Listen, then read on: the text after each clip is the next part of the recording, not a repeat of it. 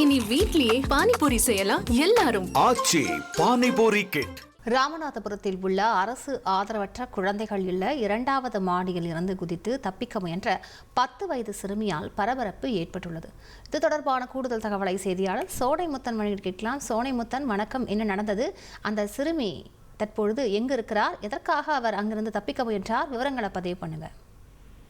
வணக்கம். அதாவது ராமநாதபுரத்தை அடுத்த டி பிளாக் பகுதியில அரசு ஆதரவற்ற குழந்தைகள் விடுதியின் 2வது மாடியிலிருந்து சிறுமி ஒருவர் தப்பித்து, அதாவது மாடியில் இருந்து குதித்து தப்பிச் செல்ல முயன்ற சம்பவம் அந்த பகுதியில் பரபரப்பு ஏற்பட்டது.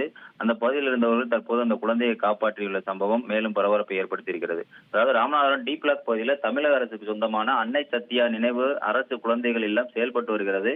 இந்த இல்லத்துல ஆதரவற்ற பெண் குழந்தைகள் ஏராளமான தங்கியிருந்து பள்ளிகளுக்கு சென்று பயின்று தங்கி வருகின்றனர். இந்த நிலையில சற்று முன்னர் ஒரு பெண் குழந்தை அந்த கட்டிடத்தின் 2வது மாடியில் இருந்து தப்பிச் செல்வதற்காக அல்லது குதிப்பதற்கு முயன்று கொண்டிருந்ததை பார்த்து அந்த வழியாக சென்றவர்கள் கூச்சலிட்டு தொடர்ந்து அந்த சிறுமியை ஏணியை போட்டு காப்பாற்றி கீழே அழைத்து வந்துள்ளனர். தற்போது அந்த குழந்தையை அந்த மாணவியினுடைய விடுதிக்குள்ளே அழைத்து சென்று விட்டனர். அழுது கொண்டே அந்த குழந்தையும் உள்ளே சென்று விட்டது. அந்த குழந்தையை பற்றி மேலும் விசாரிக்க விடுதி காப்பாளர்கள் நமக்கு அனுமதி என்பதை மறுத்துவிட்டனர். எப்படி இருந்த போதிலும் அந்த பகுதியில 10 வயது பெண் குழந்தை 2வது மாடியிலிருந்து தப்பிச் செல்வதற்காகவோ அல்லது குதிப்பதற்காகவோ சென்ற சம்பவம் அந்த பகுதியில் பரபரப்பை ஏற்படுத்தியிருந்தது. இது குறித்து கேணிக்கரை போலீசார் தற்பொழுது அந்த விடுதியில விசாரணையானது துவக்கப்பட்டிருக்கிறது. விவரங்களுக்கு நன்றி சோனைமுத்தன். இனி வீட்லயே பானிபூரி செய்யலாம் எல்லாரும். ஆச்சி பானிபூரி கிட்.